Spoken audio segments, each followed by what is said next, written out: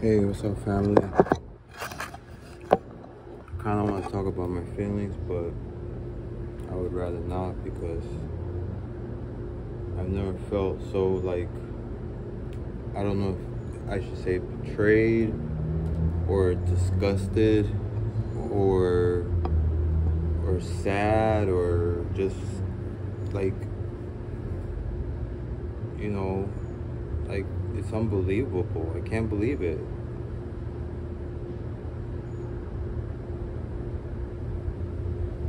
Someone who's been through like hell and back, and then it's almost like they took me there with them, to say, hey, come along for a joyride. I was like, yeah, sure, I'm a free spirit, why not? I went along, and then along the way, learned a few things, not a lot of them too great, and then I never even had the intentions to want to be friends with that person, because I was trying to separate myself from that kind of like, environment, that kind of like behavior, because in spite of the person that I may have become, or the phases in my life, the choices that I have made at certain times, I wasn't always like that. I didn't always make those choices. And also, you're not defined by the choices that you make. You're defined by what you learn from them, and then how you move forward from then on, after you had learned what you learned from the consequences of the choice. And that's where wisdom comes in. Wisdom is usually, foolish people gain wisdom by making mistakes, and they usually will learn from their mistakes. Those are the foolish people. If you're a rarity and you are blessed with like superb wisdom, you're able to learn from the mistakes of others. That's why, it's really, nature intends us to be superbly wise, because if you think about it, just physiologically, we have 2 ears, 2 eyes, right? But 1 mouth. So physiologically, we're meant to listen more than we are to speak. Okay? So what happens when we listen instead of just talking and talking? When we listen and we actually, pay attention to others' actions, their consequences, and so forth, then we can say, oh, if I choose to do that, that's what's going to happen to me. Things like that. Not everybody is, has that rare, how should I call it? That rare grace to their personality to have that, okay? I didn't have it, but I went through a rough childhood. I suffered from separation anxiety. I suffered from manic depression. I suffered from PTSD. I suffered from just like the whole act of, like, imagine if you take a wild animal and then you put him in, like, you take an animal that was been raised in a zoo and then you put him in the wild. They don't survive because they're not used to it. I had to learn how to survive outside of my element at a young age, and I lost the ones that I loved, which, like I said, time with your kids, that is worth more than it is worth more than any commodity. It's worth more than any stock. It's worth more than anything that can make you have. That is where true power really is. True power is in serving others and in listening to others. That's why I said that Hillary Clinton was a smart lady, but our elections, we got the CIA, we got CIA on us. You know what I'm saying? You know how the CIA did to all the other governments. It turns out Russia pulled the CIA on us. Anyways, but to hear someone tell me that first of all, they're saving their family, right? The ones that really love them. So in other words, I don't really love this person. No. Nothing, none of my actions, just from today alone.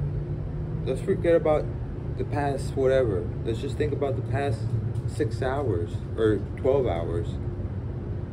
None of my actions mean a damn thing. Nope. And I don't want to start saying things on video because people get upset, but it's funny the things you find out. I'll tell you that much. Because I offered to help clean, No, I don't want anybody in the room. Okay. And normally I wouldn't say anything, but I just want you to think about this for a moment. There's been times where things in the house, they go missing. And I'll just leave it at that. Okay? And now, I was talking to this person because I'm concerned about their health, because from what I understand, they went and spoke to medical professionals, to doctors of medicine, I believe, and they were told that they're in a serious condition, that they need to really be monitored, and they need to actually have transfusions of blood, which is serious because their heart is at any risk is at a risk of going arrest, cardiac arrest. So in other words, when it stops, your heart stops. Like Mike from that chapter, how he talks and he uses his mannerisms. He's cool. Check him out. Try to put in the link if you remember. And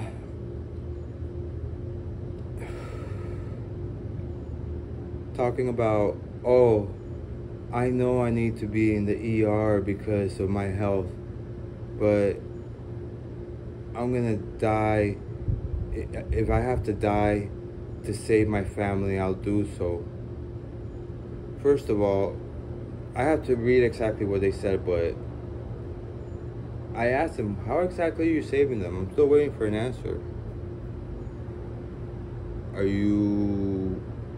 Is that person in the act of like abusing some type of illicit substance, or are you sitting there with like a spray of Narcan in your hand in case maybe they fall into cardiac arrest? You can be there real quick to get handed to them, or are you there because the person literally is in need of assisted care, which there is sometimes when a doctor will say this person needs to be living with assisted care because if not, they will pose a danger or a threat to themselves or to others, not on purpose but by accident. Is that what it is? Because last time I heard, none of that had happened, but maybe it has since then, because ever since that whole ordeal happened recently, which by the way,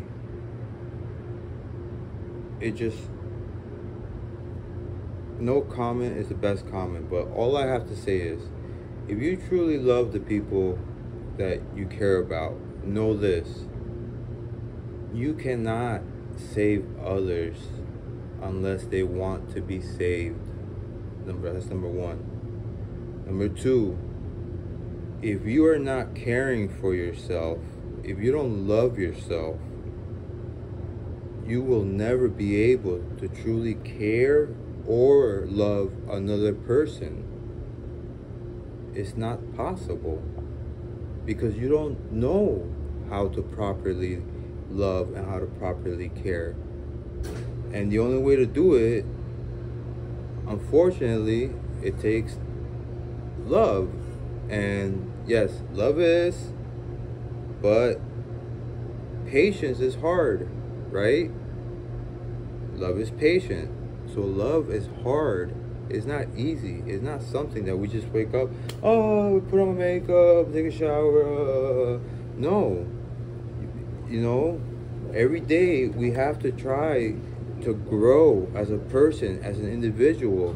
Do one thing, like my neighbor, Carlo Vecchio said, every morning or every night when he goes to bed, he tries to think of one thing he can do the next day to make his life better. I did my one thing for today, and it was quite simple. Phone call, message, but found out some information. I've been kept busy mostly by speaking to the thing because I have no friends. Como mi abuelita siempre me dijo, amigos, no hay amigos. Tu único amigo es un billete en tu bolsillo. Ok.